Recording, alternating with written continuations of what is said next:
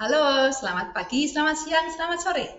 Jumpa lagi dengan saya di channel Belajar Bersama Evi.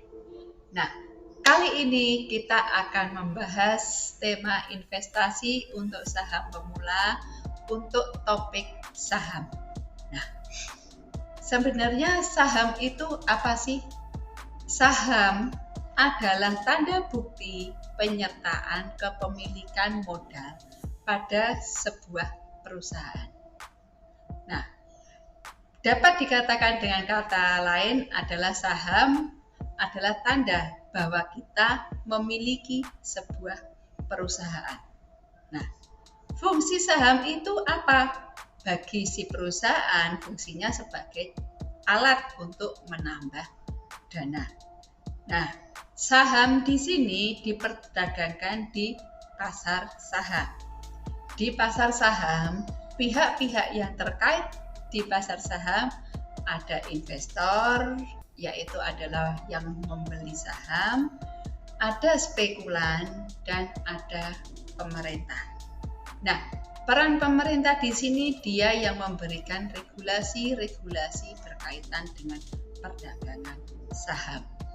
Nah, sedangkan spekulan di sini dia pihak yang mengambil spekulasi atas kenaikan atau penurunan harga saham. Saham ada berbagai macam. Yang pertama adalah saham preference atau saham istimewa. Nah, kenapa dikatakan saham istimewa? Karena dia mempunyai hak istimewa atas besaran dividen yang tetap. Yang kedua adalah saham biasa. Nah, saham biasa itu saham yang beredar di pasar saham, pasar sekunder. Bagi pemilik saham biasa, dia berhak mengikuti rapat umum pemegang saham.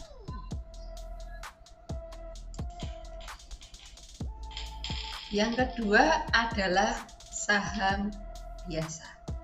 Nah, saham biasa ini bagi yang memiliki saham biasa, dia berhak mengikuti rapat umum pemegang saham ataupun rapat umum pemegang saham luar biasa. Nah, yang ketiga adalah saham treasury.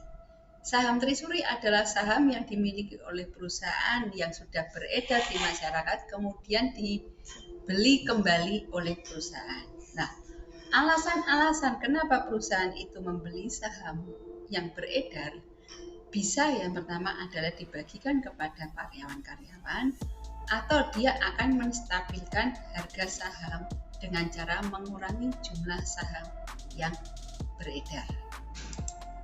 Nah, kemudian selanjutnya adalah nilai saham. Nilai saham itu bisa dinilai yang pertama adalah nilai bukunya. Nilai buku saham adalah nilai per lembar saham. Artinya, aktiva bersih yang dimiliki oleh pemegang saham dengan memiliki satu lembar saham. Nilai buku saham artinya aktiva bersih yang dimiliki oleh pemegang saham dengan memiliki satu lembar saham. Nah, nilai yang kedua adalah nilai pasar.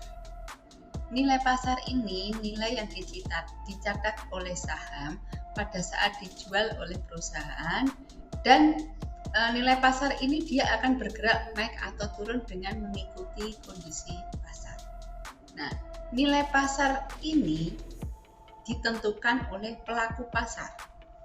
Ditentukan juga oleh permintaan atau penawaran saham yang ada di pasar. Nah, sedangkan nilai yang ketiga adalah nilai intrinsik atau nilai sekarang. Nilai intrinsik di sini tergantung dari prospek perusahaan di masa datang. Nah, prospek ini dilihat dari kemampuan perusahaan untuk menghasilkan kas di masa yang akan datang. Nah, dalam hal ini kita katakan menghasilkan aliran kas di masa yang akan datang, yaitu arus kas. Arus kas di sini bisa dilihat dari kas yang diterima oleh perusahaan. Dengan kata lain adalah keuntungan perusahaan atau earningnya. Nah, sedangkan keuntungan dalam sebuah perusahaan itu dibagi menjadi dua, yaitu laba yang ditahan, bisa dilihat dari return earning.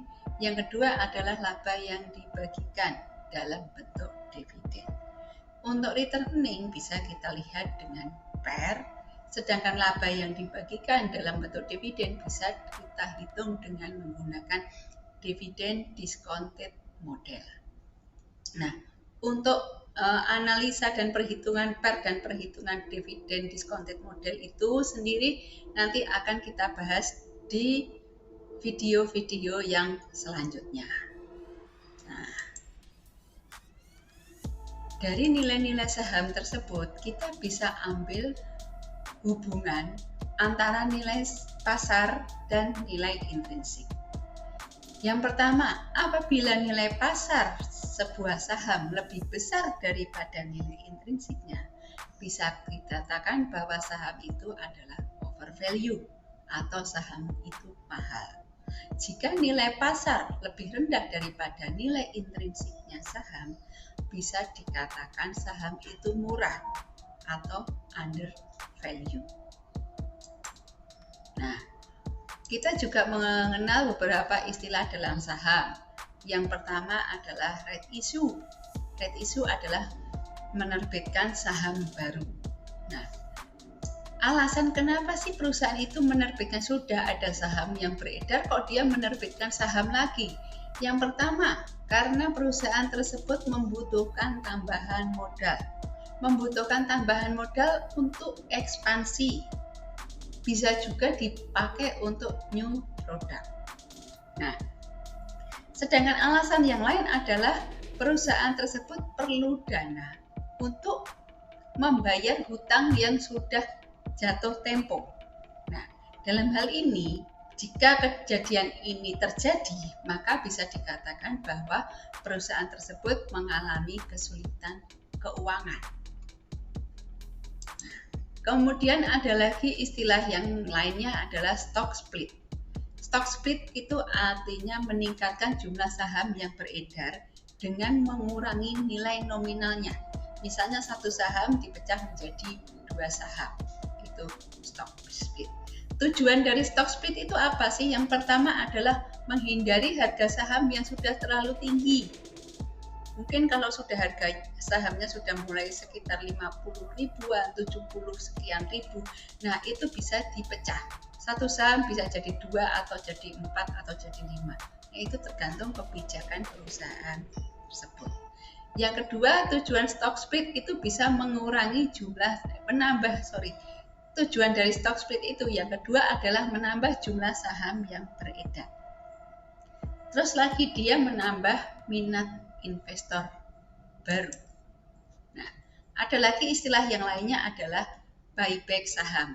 Artinya keputusan perusahaan itu untuk membeli saham kembali. Saham yang sudah beredar dia dibeli oleh perusahaan lagi. Nah, alasan perusahaan itu membuyback sahamnya itu yang pertama bisa jadi untuk diberikan kepada karyawannya. Atau dia bisa, yang kedua adalah memberikan sinyal psikologis yang positif ke pasar. Jadi dengan dia ada strategi untuk buyback saham, artinya dia memberikan sinyal kepada investor, wah ini perusahaan ini ternyata dia punya banyak uang untuk membeli kembali saham yang sudah beredar di pasar. Nah, itu menambah trusted seorang investor. Jadi investor menambah kepercayaan investor. Dengan adanya strategi buyback saham bisa menambah kepercayaan investor terhadap perusahaan tersebut. Bisa jadi diberikan kepada perusahaan. Bisa jadi dibagikan saham yang sudah di buyback dibagikan kepada karyawannya. Nah, kemudian apa sih keuntungannya memiliki saham itu? Nah, yang pertama kita mendapatkan dividen. Dividen dibagikan dalam berbagai macam bentuk. Nah, sebelum kita melihat ke pembagian dividen, kita melihat dividen itu apa sih? Dividen itu pembagian keuntungan perusahaan kepada pemilik-pemilik saham.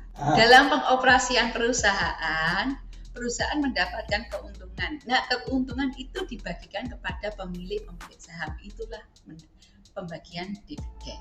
Nah, dividen itu dibayarkan dalam bentuk dividen tunai, dibayarkan dalam bentuk rupiah dengan jangka waktu tertentu. Yang kedua adalah dividen saham, bisa dibagikan dalam bentuk penambahan jumlah lembar saham. Yang kedua adalah keuntungan yang kedua adalah capital gain. Capital gain di sini dapat diperoleh dari selisih antara harga beli saham dengan harga jual saham.